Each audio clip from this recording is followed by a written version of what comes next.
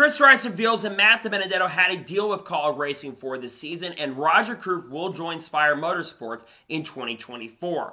What's going on, guys? It's Daniel, and welcome back to our video. We got some NASCAR and other motorsports stories discussed here today on the channel. Let's go ahead and just jump straight into those really quickly. We're going to take a look at a couple paint schemes that have been revealed over the course of the last couple of days. Let's go ahead and just jump straight into it. The first paint scheme we're taking a look at is Sam Mayer's 2024 Raptor scheme that we'll see at Atlanta Motor Speedway. I absolutely love this scheme. They're running this scheme also with William Byron in the Cup Series this year. I think this looks really good. I like this better than the William Byron scheme, and I'm definitely looking forward to see on the racetrack in 2024. The next paint scheme we're taking a look at is Daniel Dye's 2024 Napa Night Vision scheme.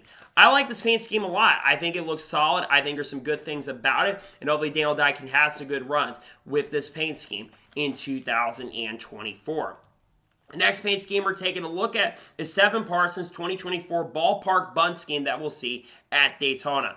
Love this scheme a lot. I love that Ballpark Buns is stepping up their sponsorship and working with Stephen Parsons this year, who of course is joining Henderson Motorsports. I think it looks really solid, and I'm looking forward to see it on the racetrack this year in 2024. The next paint scheme we're taking a look at is Ricky Stenhouse Jr.'s 2024 Cottonelle Boost scheme that we'll see in the Daytona 500. Not as big a fan of this paint scheme. It's cool that Cottonelle and Boost are working together to help out Ricky Stenhouse Jr. in the Daytona 500, but it's not my overall favorite paint scheme. And the final paint scheme we're taking a look at is Josh Williams' 2024 Startron scheme that we'll see throughout 2024. Startron, of course, following Josh Williams over from DGM Racing. This is decent. It's not fantastic. It's not great. Hopefully Josh Williams, though, can have a strong run with this team in 2024.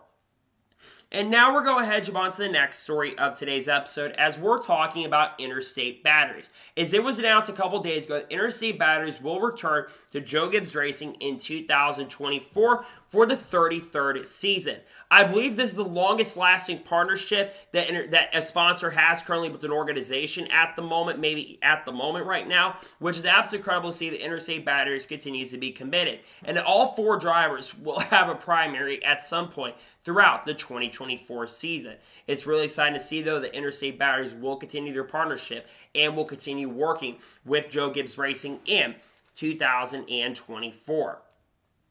And now we're going ahead and jump on to the next story of today's episode as we're talking about Sirius XM.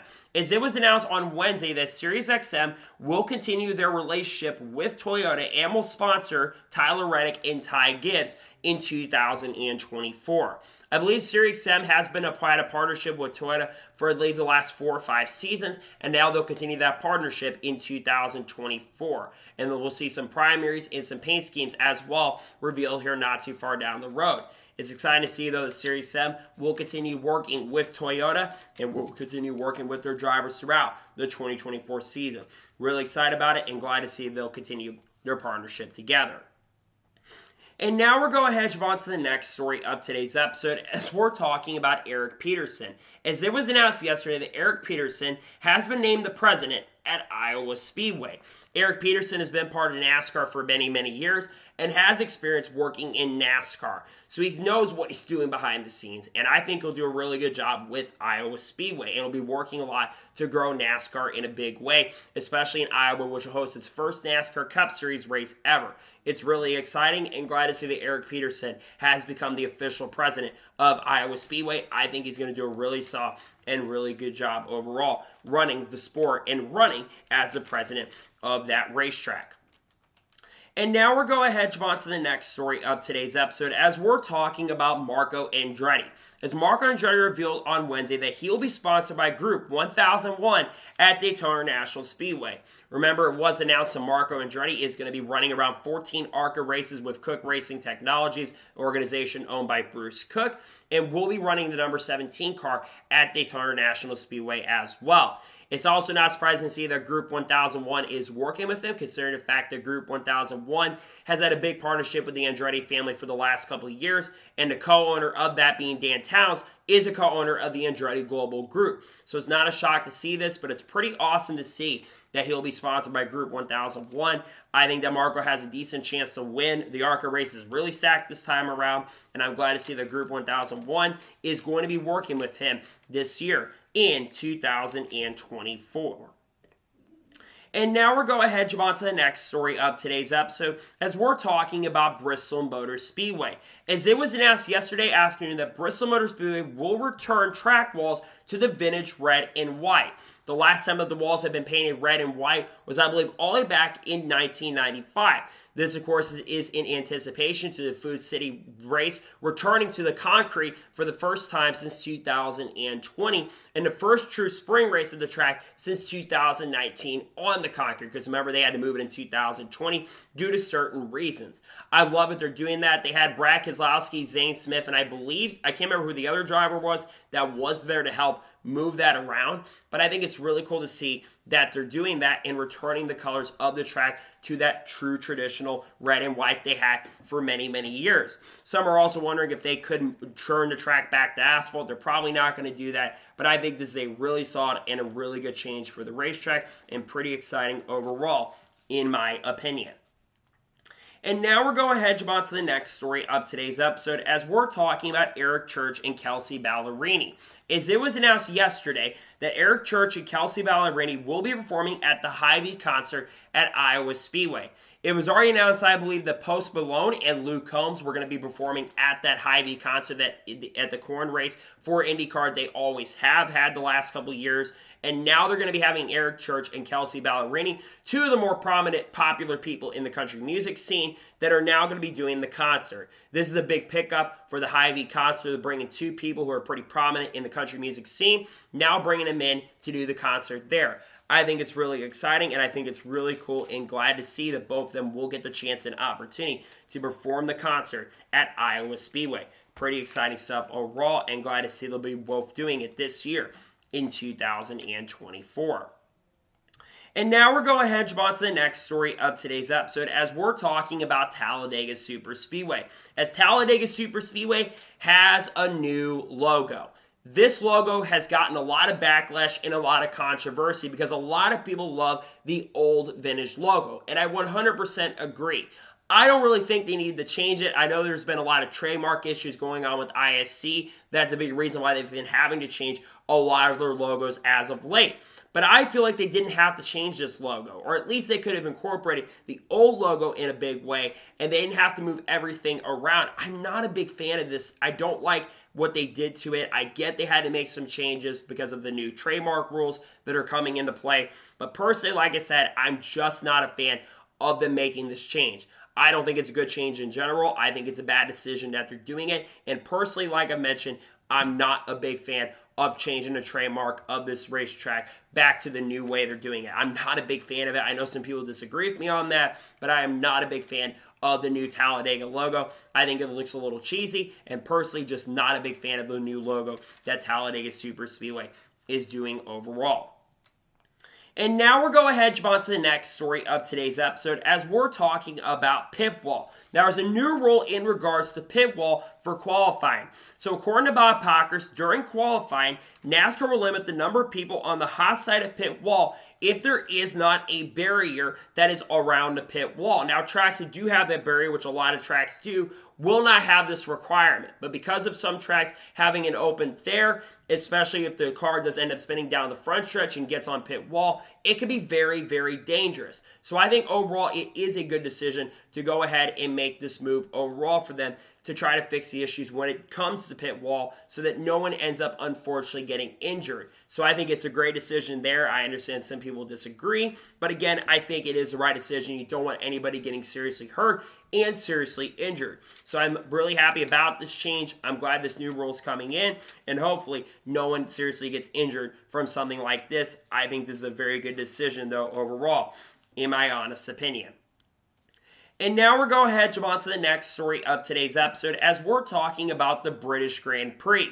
As it was announced yesterday afternoon that the British Grand Prix has been extended through 2034, and Formula One will continue hosting races at the Silverstone circuit through the 2034 Formula One season. This is a really, really great and an awesome change because I always enjoy races at Silverstone. I usually think the British Grand Prix is one of the better races that Formula One has every single year. And like I said, some of the better races have taken place. I remember the great race in 2022 that Carlos Sainz was able to get his first career win. I remember last year's race in 2023, not the greatest race in the world, but generally the races at Silverstone tend to be some of the better races. So therefore, I think this is a fantastic move to continue racing at Silverstone Circuit. I'm really excited they are going to continue racing there, at least for the long term and the foreseeable future, and to stay in the F1s, which of course the Silverstone Circuit is also located where F1 headquarters are, kind of in that Brackley area. I think this is a fantastic change and glad to see that this British Grand Prix is not going anywhere anytime soon. I think this is a fantastic and great change for them overall, in my opinion. And now we're going ahead and jump on to the next story of today's episode as we're talking about NASCAR Full Speed. As Adam Serb reported either yesterday or Wednesday that NASCAR Full Speed is still in the top 10 after the first week. That first week being from January 28th to February 4th. Which currently, as of this moment, I believe is still in the number 9 position. This is absolutely huge because some people have been saying that this was going to fall outside the top 10 very, very quickly. But the show has gotten a lot of buzz and a lot of attraction. Granted, a lot of the social media pages, from what I've seen, have not grown a lot that have had the biggest effect. I think Denny Hamlin's gaining around 53 to 54,000 viewers, which followers on Twitter and Instagram, which I think that's a pretty big jump in falling, if you ask me, in a week, because a lot of people in NASCAR don't tend to have that big of a jump. And of course, Denny Hamlin was very, very prominent. NASCAR Full Speed, the first season, I thought was very, very good, and I cannot wait for the second season of NASCAR Full Speed because I do believe that there is going to be a second season of NASCAR Full Speed that will eventually get announced. I'm glad to see it is still in the top 10, and I think it's a really, really good show. It was really fun to watch in the first season, and glad to see that at least as of right now, NASCAR Full Speed is still in the top 10 after the first week. Really happy and really glad about it overall. A really, really great move for this show because I really absolutely enjoyed it. And now we're going ahead and jump on to the next story of today's episode as we're talking about Stanton Barrett. As it was reported by Dustin Albino yesterday that Stanton Barrett will drive the 74 car for Mike Harmon Racing at Daytona International Speedway. Mike Harmon Racing is expected to run the full season in 2024, and Stanton Barrett is the first driver behind the wheel of the seat. Stanton Barrett has a lot of experience in NASCAR. Has been in NASCAR for many, many years. Of course, the stunt man who does a lot of stunt work in Hollywood, but also has raced for a long time. I remember back in the day when he drove for Roush Racing in the NASCAR Xfinity Series back, I believe, in 2003. Now, Stanton Barrett does have a decent chance to make the field, but you have to remember there's a lot more competition in the NASCAR Xfinity Series this year. You've got Haley Deegan moving up there this year. You've got Shane Van Gisbergen joining. You've got, of course, Sheldon Creed and other drivers joining the series this year or moving around to different organizations and teams. In general, I think Stanton Barrett's going to have a hard time making the show, but I'm excited to see that he'll be behind the wheel of the 74 car for Mike Harmon Racing. I think he's got a solid chance and a good opportunity to make the show this year in 2024. We'll see if he can make the main event. And now we're going ahead and jump on to the next story of today's episode as we're talking about Joey Gase. As it was announced late Wednesday evening that Joey Gase will drive the 53 for Joey Gase Racing at Daytona International Speedway. Joey Gase is expected to have 2 cars at Daytona and run 2 full-time cars this season, but Joey behind the wheel of the number 53 car. I think Joey has a decent chance and opportunity to make the field this year if they've got good equipment. Obviously, Amaral Motorsports is no longer a thing because Patrick Emerling is going to be running for the 07 for SS Greenlight Racing for a majority of this upcoming season. We'll see what Joey Gase can do behind the wheel. He's not been the fastest car in the world. Their cars have tended to struggle. We'll see, though, if Joey Gase can prove me wrong and run really, really well with this organization in the 2024 season. And now we're going ahead and jump on to the next story of today's episode as we're talking about Natalie Decker. As it was announced yesterday or Wednesday evening that Natalie Decker will drive the 36 for DGEM Racing at Daytona International Speedway. This will be the first start for her this season. This is a good opportunity for her. DGEM Racing obviously is an organization that has shown a lot of improvement, and they're a team that's expected to have some really strong drivers throughout this year as well. As for Natalie Decker getting this chance and opportunity, I'm not expecting much from her, to be honest. I don't think she's going to set the world on fire, unfortunately. And I think she's going to have a really hard time making the show because this 36 car does not have enough owner's points to make it in on speed. So she's going to have to make it in on speed and not base off the owner's points. I think she's got a chance, but remember, the Xfinity field is extremely competitive this year, so I'm not expecting her to set the world on fire, unfortunately, in this event.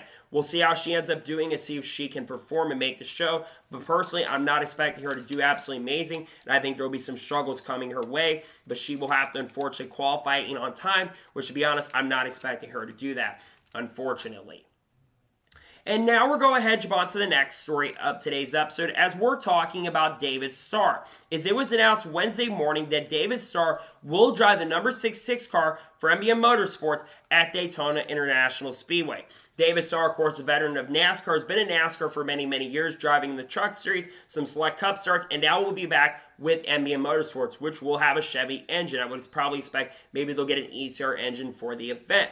Now, David Starr, I think, is going to have a hard time making the event this year. Like I've already mentioned, multiple drivers. There's a lot of really good drivers behind the wheel in Xfinity this year, and I think it's going to be a really tough task for David Starr to make the show and the main field. It would definitely be really cool to see him make the show. I'm just not expecting him to, unfortunately, make the main event currently at the moment. We'll see what happens. We'll see how he ends up doing, and hopefully he can make the show and prove me wrong and a lot of fans wrong. But personally, like I mentioned and said, I'm not expecting David Starr to set the world on fire, but we'll see how he ends up doing. It's a great opportunity for him, though, and glad to see he'll get the chance and opportunity at least to try to make the event. Hopefully he can prove me wrong and make the main show. And now we're going ahead, jump on to the next story of today's episode as we're talking about Gotther Seer. Now, Gotther Seer was interviewed by the media and was asked, why was he let go from Haas F1? Well, Gotther Seer says that he wanted to invest in Haas and says that Gene Haas, who of course is the owner of Haas, did not want to invest in the Haas F1. Obviously, Gotther Seer, who was the most prominent person at Haas F1 and probably the most notable name that came out of the Haas F1 group, has been wanting to make Haas a really strong organization and team.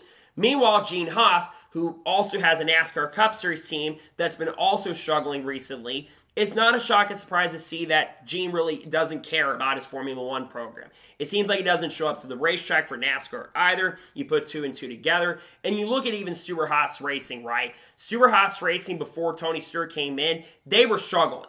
They were not a great team. They were not running up front on a consistent basis, and they were running around 30th in owners' points, it seemed like, on a very consistent basis as well. So I'm not shocked to see Gotther Seer say this, because Gotther, I think, deserves to be with a really good team, because I think he actually would invest in an organization, unlike Gene Haas. I think there would be a lot of success that would come the way of the organizations that he would work for. It is a shame to see that he didn't care about it, which, again, it doesn't shock or surprise me, considering the fact that I really don't think he gave a shit about it, to be honest. I think Gotther actually cares.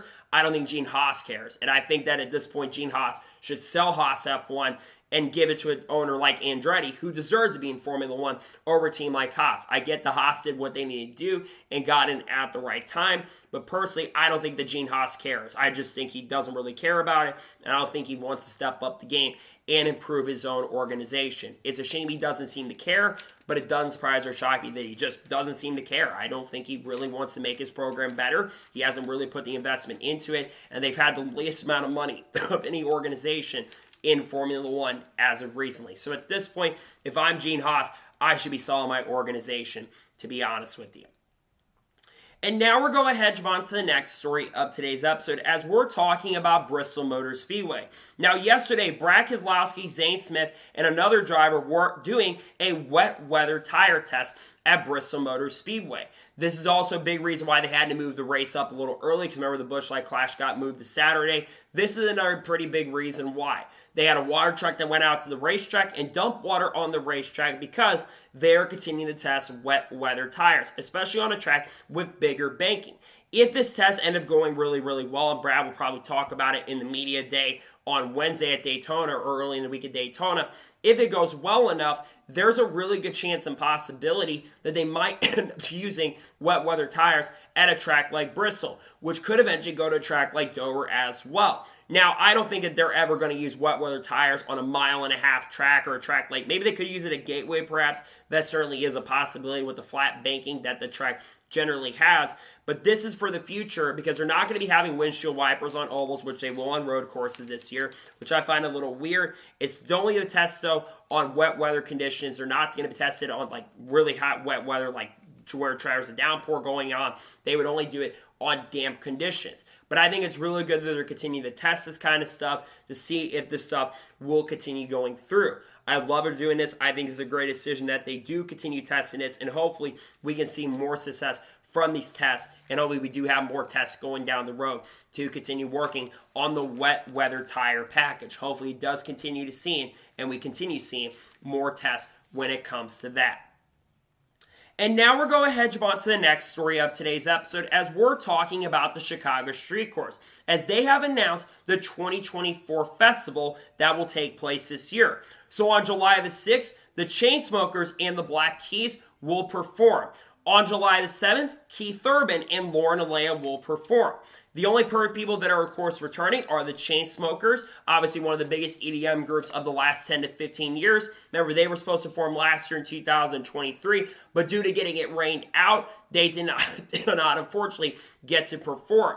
The Black Keys, who of course are one of the more notable underground bands who have a pretty big following, they're one of the really big band and a garage rock band. They're known for making some pretty good music, and they'll be performing on July the 6th.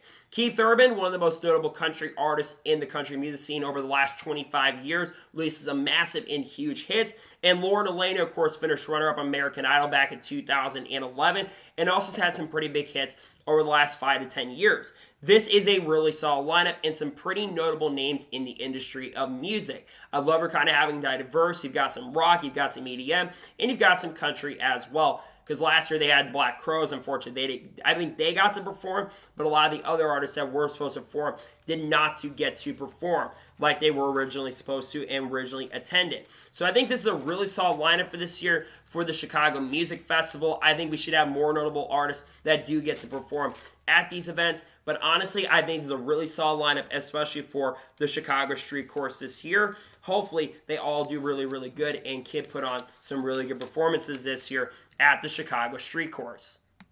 And now we're going to jump on to the next story of today's episode as we're talking about Sheldon Creed. Now, Fox, of course, had their media days about a week or two ago, and Sheldon Creed spoke to Bob Pockers about the transition of going over to Joe Gibbs Racing and spoke on that transition going over there. Remember, Sheldon Creed is going to be joining Joe Gibbs Racing on a full-time basis in 2024 and will be driving a number 18 car this season. There's been some paint schemes that have been linked as of recently, or leaked, I should say. And Sheldon Creed's going to have a lot of shoes to fill going into the 2024 season. There's a lot of pressure on him because Sheldon Creed feels like that he's got a better car this year than he had at Richard Childress Racing.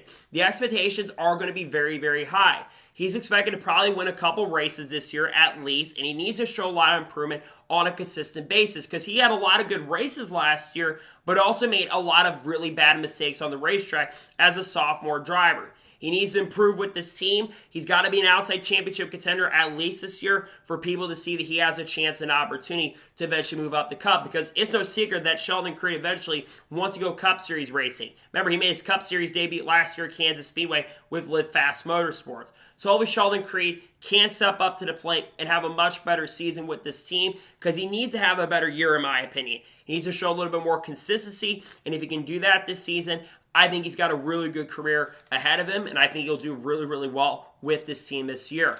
Nonetheless, we'll see what he ends up doing with Sam McCauley as his crew chief, and we'll see how he'll perform at Joe Gibbs Racing in 2024. And now we're going to on to the next story of today's episode as we're talking about Corey LaJoie.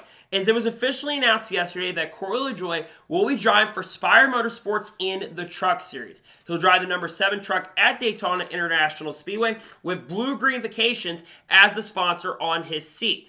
Corey LaJoie did run this race last year in 2023 and actually led a ton of laps. I think the second most laps of anybody in the field, and nearly ended up winning the race, and I believe scored a top 5 or top 10 last year.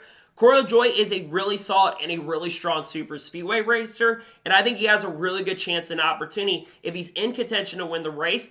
I think we'll have a really good chance to win this event this year in 2024. Spire Motorsports has put a lot of work into their organization in the truck series. I believe a 7 truck is guaranteed in on owners' points going into the year, considering the 7 truck did have a lot of good runs and also did win a race last year with Kyle Larson. I think Corey LaJoie has a really great chance and a really strong opportunity this year in Cup as well. But I think coming down to the Truck Series and getting some experience, considering a lot of the drivers from trucks compare the trucks to a Cup Series car, I think that could lead Corey LaJoie to having a really good chance here. We'll see how he ends up doing, but I think that he has a really good car this year, and we'll see, a truck I should say, and we'll see if Corey LaJoie can step up to the plate and run really well with this team. I'm excited for him though, and glad to see he'll be running the Truck Series race with Spire Motorsports in 2024.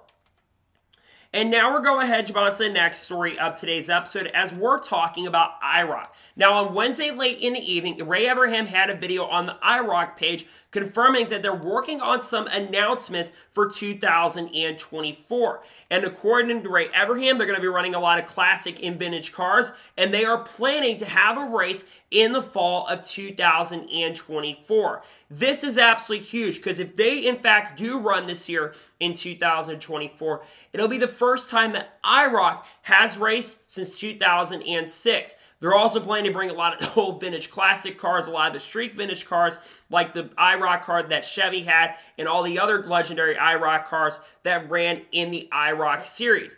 IROC is making a comeback in return, and they'll be having a demonstration race at some point in 2024. The IROC series was extremely legendary and had a lot of events and was very successful. Unfortunately, they shut down in 2006. Basically, had the SRX, which is kind of a reincarnated version of IROC that Ray Evernham started, but he left after the first year. He's been working on the IROC series and working to get that series built up for a very, very long time. I can't wait to see what other announcements they have and the excitement around this series because I think this IROC series could be very, very successful with the rebranding, especially with the potential drivers they could get in. I want to see champions. I want to see legends of other motorsports come in and work with the series. I like to see Bubba Wallace come in. I like to see maybe get Carl Edwards out of retirement. I like to see maybe Kurt Busch come out of retirement. Jeff Gordon come out of retirement and race in this series. Maybe Tony Stewart if he gets a chance and opportunity. Maybe other drivers that we're not talking about at this point. But nonetheless, I love this series, and I love that they're bringing this back, and I'm glad to see that IROC will be making its return this year in 2024. Really excited about it and glad to see that the series is making an official return. And now we're going ahead, jump on to the next story of today's episode as we're talking about Hattori Racing. As it was reported by Bob Pockrass on Wednesday that in fact Hattori Racing will not be competing at Daytona International Speedway and they will only be competing part-time in 2024. This is a shame, but not a major surprise. Remember, we talked about this in early January that Hattori Racing has sold their owners' points off to the Raymond brothers. Also, Raymond bought the owners' points from On Points Motorsports and another organization as well. It's also reported that On Point Motorsports also will not run the full season in 2024. But you think about Hattori Racing and the history of this team. Just a few years ago, back in 2018, this team won a championship with Brett Moffitt. Then they lost Brett Moffitt in 2018, and then they brought Austin Hill in, another very talented driver who went on to win 3 or 4 races in 2019, had a really solid year in 2020, and then in 2021, won a lot of races, won the regular season championship. But after Austin Hill left and he lost that sponsorship from United Rentals, they brought in Tyler Ankrum. And let's be honest, Tyler Ankrum and Chase Purdy, they completely struggled in the truck series. They did not run really well. Ankrum was an outside playoff contender, and he had Chase Purdy, who just was out for lunch most of the year. Even Haley Deegan outperformed him throughout the year at points. And then in 2022, they only had Tyler Ankrum, and they ran a 61 truck full-time, part-time. They had Christopher Bell behind the wheel of that seat at times. It's a shame to see that this team will not be running the full season in 2024, but unfortunately, it's not a massive shock, and it's not really surprising, unfortunately. Would have I loved to see him full-time? Yes, absolutely, but not a shock and surprise to see that Hattori Racing is only going to be running part-time. The big question will be who will get behind the wheel of the seat. Maybe they get someone like a Matt DiBenedetto to run part-time because there are rumors of him being linked to the seat throughout the offseason. Maybe they get someone that has funding. Maybe they get Toyota drivers like maybe Christopher Bell. Maybe Bubba Wallace comes in and runs a race or two. Maybe Ty Gibbs runs a truck race. Who knows at this particular point? Maybe they get like Carl Edwards out of retirement to run. Who knows at this point? But nonetheless, it's really unfortunate and kind of tragic, to say the least, that there will not be running in 2024 full time. It sucks to see this, but again, not a massive shock and not a massive surprise to see, unfortunately, that they're not running full time in the 2024 NASCAR season. Really unfortunate, but not a shock and a surprise, unfortunately. And now we're going ahead, jump on to the next story of today's episode, as we're talking about Shane Van Gisbergen. Now, during Fox Media Days, Shane Van Gisbergen was interviewed by Bob Pockrass, asking about the transition of coming over to NASCAR.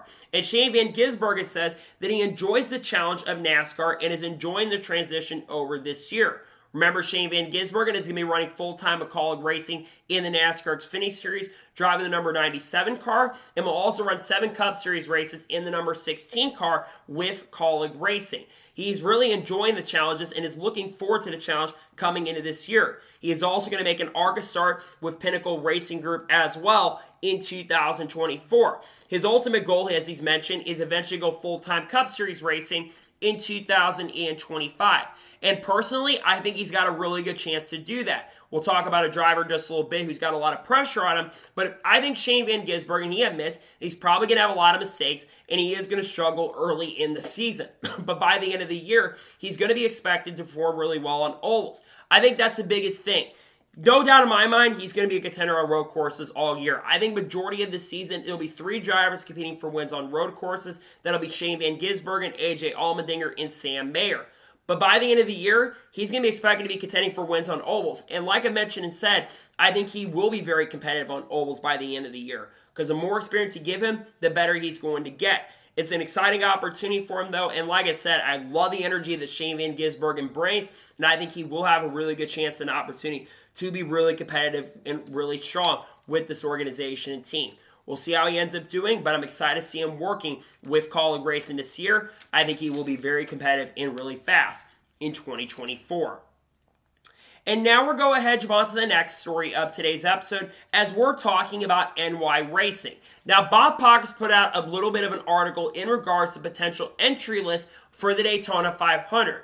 Currently, there's 41 cars that are confirmed for the Daytona 500, and there's 5 cars that are confirmed that are going to be open. You've got the 60 car for David Reagan, the 84 for Jimmy Johnson. You've got the number 78 for B.J. McLeod. You've also got the 36 for Kaz Gralla, and you've got another car that has also been confirmed as well. But you've also got potentially another organization that could show up to Daytona 500, and that is NY Racing.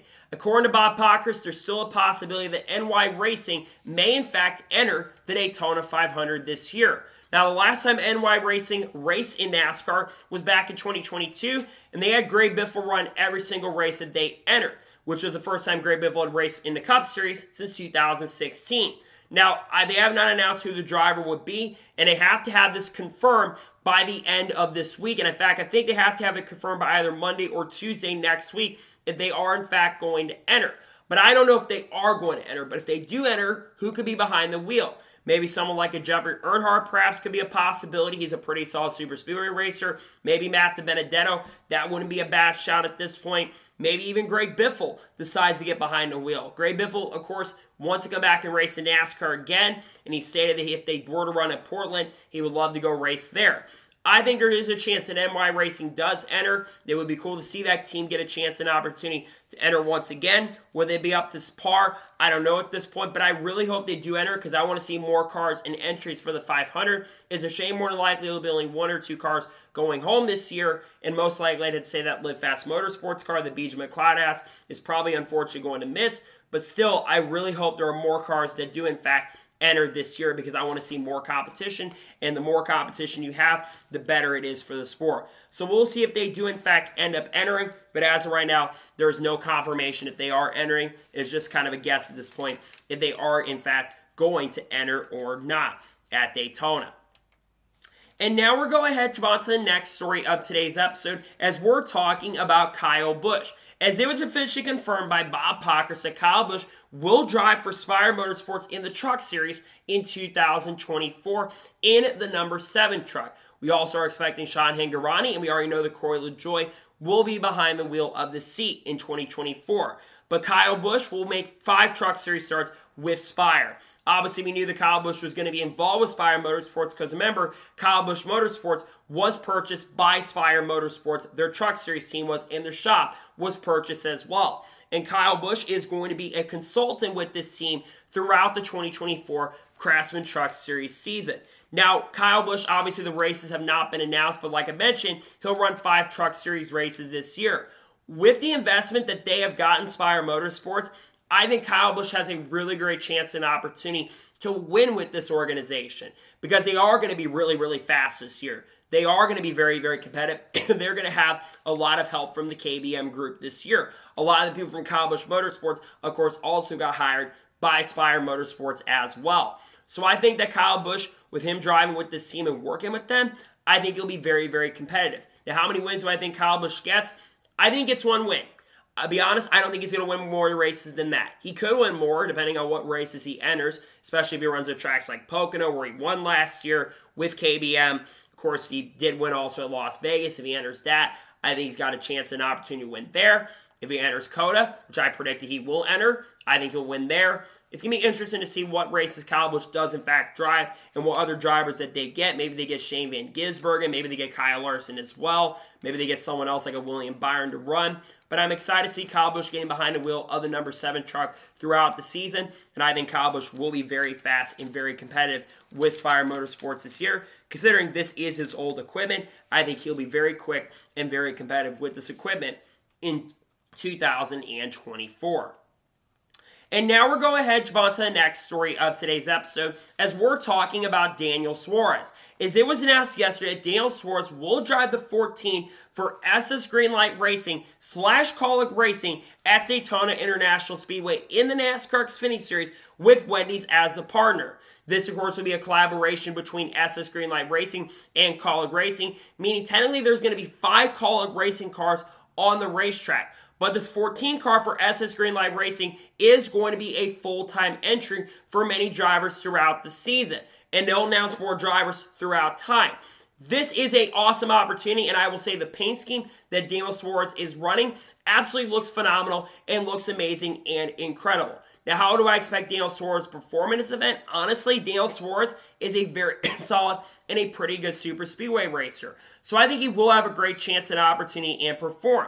And the more seat time that Daniel Suarez gets, the better I think he becomes. Remember, he won the NASCAR Mexico race this past Saturday, and he did a really good job there. He needs confidence, and if he can run really well with this team, I think he's going to be very competitive. And this also makes sense that he's driving behind the wheel of this seat, considering the fact that Kaulig Racing has a massive partnership with Trackhouse Racing, as some believe that there's a chance at some point that Trackhouse Racing may purchase Kaulig Racing's Cup Series program. Would not shock or surprise me at this point. But you think about Daniel Suarez as well going into this year. He has got a lot of pressure. He has got to step up this year because there is a chance that if he does not step up and he struggles in 2024, he may lose his ride because he's got a lot. He's probably the biggest driver on the hot seat going into 2024. He missed the Busch Light Clash, which was really, really unfortunate. But getting these opportunities to run will help him because if he doesn't perform, Zane Smith and Shane Van Gisbergen could take a seat. There's a good chance that could happen if he doesn't contend for the playoffs. But getting this experience behind the wheel and driving with this team will help him out in a big way, especially if he gets help from the Kaulig Racing Group. Help from guys like Shane Van Gisbergen, AJ Allmendinger, Daniel Dye. Those guys will be of Kaulig Racing this year. I think Daniel Suarez will be very competitive, though. He'll get to work with the 14 team at the SS Greenlight. They've got to make it in on time, I believe. I think they've got some owners' points to back up. But this number 14 car for SS Greenlight will be what the 08 was last year, and they'll basically have an all-star lineup of drivers throughout the 2024 season. Nonetheless, glad to see him getting a chance and opportunity to work with Kaulig Racing this year in SS Greenlight. I think he'll be very, very competitive, and I think he will have a great chance and a really strong opportunity to compete for the win overall. We'll see how Daniel Suarez ends up doing, but I'm looking forward to seeing him have the chance and opportunity to run in the draft. And like I said, the paint scheme also looks really solid, and it does look amazing overall, in my honest opinion. And now we're going ahead, jump on to the next story of today's episode as we're talking about Aric Almirola. As Aric Almirola officially confirmed yesterday that he will run 15 to 16 NASCAR Xfinity Series races at Joe Gibbs Racing in 2024. He is also going to be a mentor for the young drivers at Joe Gibbs Racing this season. Eric Almirola, of course, retired from full-time NASCAR Cup Series racing after being with Suarez Racing full-time from 2018 up until 2023. He still will run about half the season this year, and what tracks he will run this year has not been determined up to this point. But this is a fantastic opportunity for Eric Almirola to be back at the team of Joe Gibbs Racing. Eric Almirola had a really good chance with his team many years ago, back in the mid-2000s, and actually technically has a win with the team all the way back in 2007, but we're not really going to talk about that because of all the issues that came out from that. But when you look at Eric Almirola and you look at how much success he had last year in Xfinity in the race he ran, which of course he won a Sonoma with RSS Racing, which was a Stewart-Haas Racing prepared car, Eric Almirola I think is going to perform a lot better this season. Now, how many wins do I think Eric Almirola is going to get? Because I think he is going to win this year. I predict Eric Almirola is going to win 2 Xfinity Series races this year in 2024. Why? Well, he is going to be in the All-Star car with John Hunter Nemechek, and potentially at some point Denny Hamlin, maybe Bubba Wallace as well, gets a chance to drive this seat. But he will be in the number 20 car this year for 15 to 16 races. And depending on the tracks he runs, especially if he runs a track like Richmond, where he's historically been really good in the Cup Series, I think he can win there. You look at New Hampshire. Eric Almirola, extremely good in New Hampshire. And Joe Gibbs Racing has a great track record of winning at New Hampshire. So I think he's going to run that New Hampshire race, and I think he'll win there as well. And he is a really solid super speedway racer, though surprisingly he's not driving the 20 car at Daytona. That will be John Hunter Nemechek, who will be behind the wheel of the number 20 car at Daytona. We are expecting John Hunter also to run around 10 to 15 races this year, and the other races will be split among different drivers throughout the year. But going back to Eric Almirola, yeah, I think he's going to be one of the more competitive guys, and he'll be a mentor for drivers like Chandler Smith, Sheldon Creed this year, Corey Heim, and other young drivers will be able to coach and help them, especially the other guys in the 19 car. And I think he, like I said, will be very competitive and very fast, and I think he'll have a very good year this year in 2024. I'm excited for him. I'm looking forward to see what he can do this year with Joe Gibbs Racing, getting the chance to work with them. And again, he'll be one of the higher-ups at Toyota in the talent pool.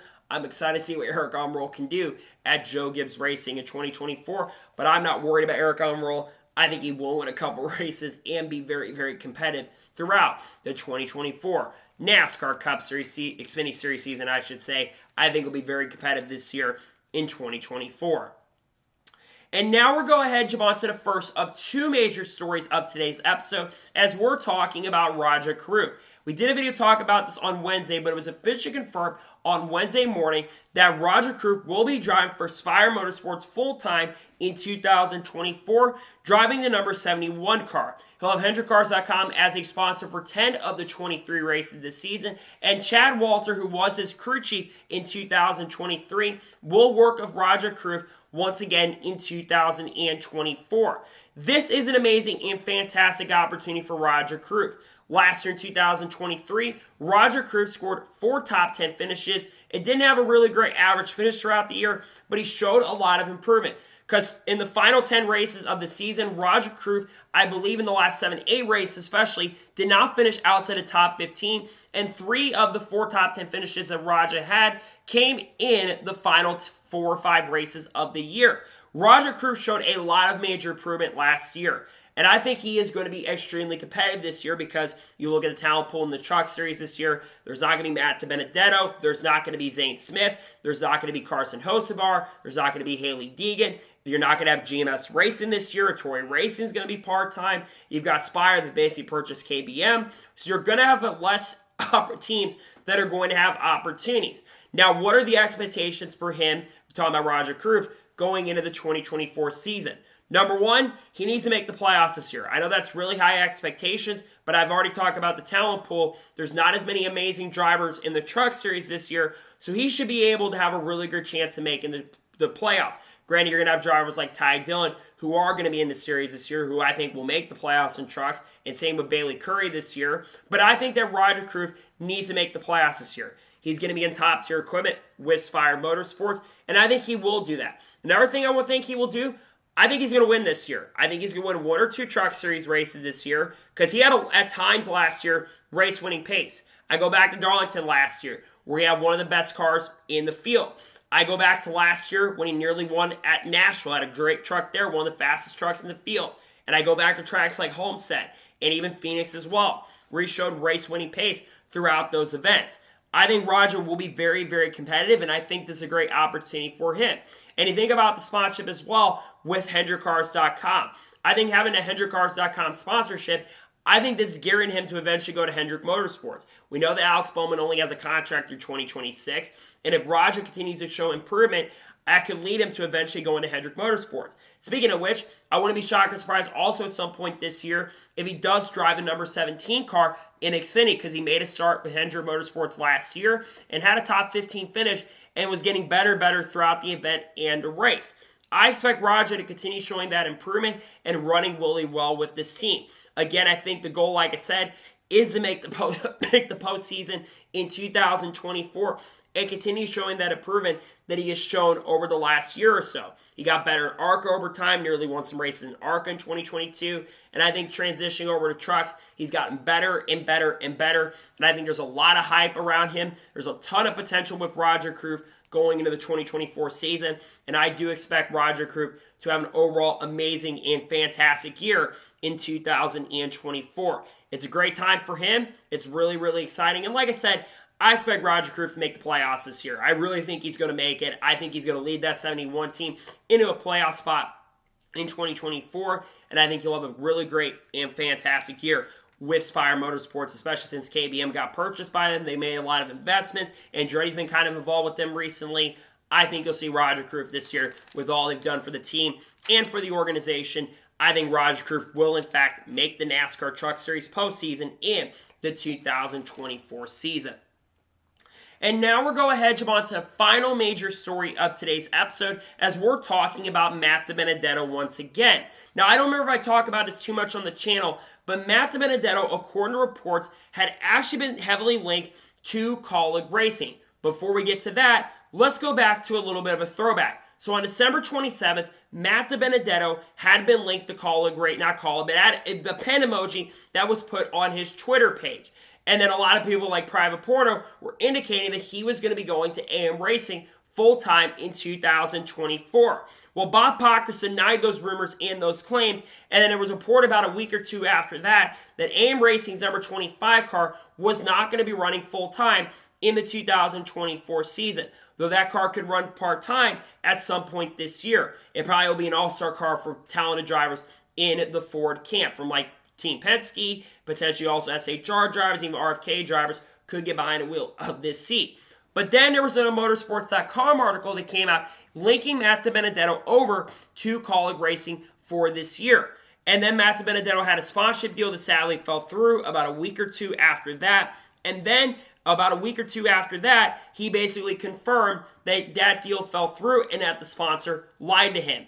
Then Chris Rice, about a week ago, went on Sirius XM NASCAR radio, and he basically confirmed that Matt DiBenedetto had a deal done with Kaulig Racing. It was an NDA that basically said non-disclosable agreement, but Chris Rice went on there and confirmed that Matt DiBenedetto was in talks and conversations to run with that team. And according to him, they are still technically in conversations to have a potential run in 2024 at some point in the Cup Series. I don't think it's a secret that those starts that Matt DiBenedetto had went to Josh Williams, who is going to run some select races with the team in Cup. He already ran the Busch Light Clash, unfortunately did not make the show this year, but he also ran at Atlanta Motor Speedway. And then Shane Van Gisbergen, who I think was going to drive for Trackhouse, those races got transitioned over the 7 races that I think Matt DiBenedetto was going to run as well. It is so good to see that they are in talks and conversations. Now, do I think Matt DiBenedetto will drive for Kaulig Racing this year in 2024? Yes, I think there is a chance and possibility, but I only think it's going to be around 4 to 5 races, and I don't think it will be till the second half of the year. The fact that there are still some talks and conversations will lead him to getting a chance and an opportunity to working with Kaulig Racing this year. And he could make some Xfinity Series starts as well. That 10 car is still available. We know that Daniel Dye is only running 10 races. We could see Kyle Busch drive behind the wheel of that seat as well. But I expect that Matt DiBenedetto will get some opportunities with Kaulig this year. And I think he deserves a chance to work with Kaulig Racing this year. I know that Matt DiBenedetto has not been the best when it comes to PR stuff. He's made a lot of mistakes, and going out publicly and saying his sponsor lied, even though you want to be truthful, and I do love Matt DiBenedetto's honesty. A lot of drivers these days aren't the most honest in the world, but you can't go out there and speak and do some of the things he's done. He's had a lot of trouble with this in the past, with the Rackley fallout. But look, you look at the talent of Matt DiBenedetto, right? Matt DiBenedetto, extremely talented. He's on a level of Kyle Busch or Kyle Larson, but he's on probably the level of Bubba Wallace. If I put him in the same wheel between him and Bubba Wallace, I think it'd be very, very close. You don't go to a track like Bristol back in 2019 with Levine Family Racing and nearly go out there and win with that team and organization. He almost won a few races, and he led the most laps in the Daytona 500 in 2019. Then he went over to the Wood Brothers in 2020 and made the postseason with that team. The driver's taking over for him, that being Harrison Burton. He basically has not done much with the team. He's only had 4 or 5 top 10s, and he's on the hot seat going into this year. There's a chance Harrison Burton may not be behind the wheel of that seat when we come to terms in 2025 when the season starts next year. And then, of course, he goes to Rackley, wins a race with them at Talladega, though kind of a controversial win. Some say he'll underperform, but he brought that team to the playoffs this year in 2023 and had more top 10s than drivers like Zane Smith and Matt Crafton this year. I know he had a worse average finish than those guys, but still, he had more top 10s than drivers like Zane Smith and Matt Crafton. So I think he deserves to be behind the wheel of a seat. And like I said, I think he will drive this year at some point in 2024 behind the wheel of a NASCAR Cup Series or an Xfinity Series seat if he can find the sponsorship and funding. He's kind of in the same position as a driver like Brett Moffitt and even Frankie Muniz. We know Frankie's indicated he's going to run a truck or race at some point this year, but again, it's not confirmed what series he's going to be in. Same with Brett Moffitt. Brett Moffitt, he's not confirmed anything up to this point for 2024. And I think Brett Moffitt will be driving in NASCAR this year. But again, I don't know where he'll go. I know Frommer wants to run him, but I don't know if he will run at this point. But again, transitioning back to Matt DiBenedetto, he deserves to be in NASCAR. I really hope he gets a chance and opportunity to drive with Kaulig Racing this year. Will happen. I'm not sure at this point, but hopefully he will get to run. I think he will personally race in NASCAR 2024. But again, it all comes down if he can find the sponsorship funding to get behind the wheel. We'll see how things go down if he gets a chance and opportunity, but I think he will get that chance and opportunity in 2024. So, that is good for today's NASCAR news and motorsports news video. I want to thank you guys for watching. Please subscribe to the channel, notifications on, so if I win a video, it does go live on my channel. Follow me on Twitter, Facebook, and Instagram, and support our Patreon as well. Let's get more of that and comment your thoughts below on today's episode. What team do you think Matt DiBenedetto will drive if he gets to race? Let me know your thoughts in the comments below. And how do you think Rajah Caruth will perform this season? Let me know your thoughts in the comments below. I don't think I'll have any more videos dropping on the channel today, but we'll have to wait and see. Tomorrow there's going to be a Truck Xfinity Series updated driver lineup video. There's going to be a every silly season move video dropping some point this weekend potentially. And also the Truck Series lineup video is going to drop as well. I got a lot of great content dropping on the channel that I cannot wait for you guys to check out.